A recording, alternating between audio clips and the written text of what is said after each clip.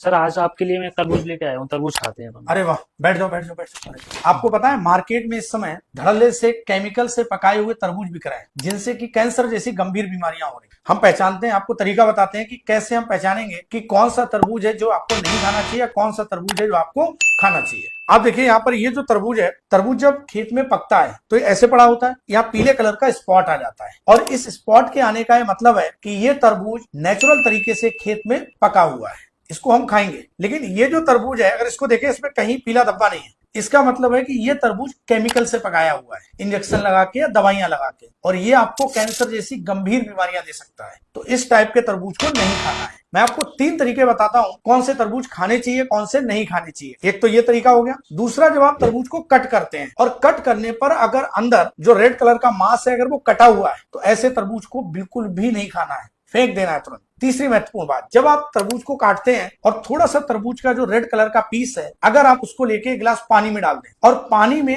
Red colour तुरंत आ जाता है, ऐसे तरबूज को भी आपको नहीं खाना है। ऐसे तरबूज आपको नहीं खाने हैं क्योंकि इनमें बहुत सारे ऐसे केमिकल्स मिलाए जा रहे हैं जो कैंसर जैसी गंभीर बीमारियां देते हैं। और इस मैसेज को, इस वीडियो को ज्यादा से ज्यादा लोगों तक आप शेयर करें, जिससे ज्यादा से ज्यादा लोगों को ये इन्फॉर्मेशन मिल सके और वो कैंसर जैसी गंभीर बीमारियों से बच सके।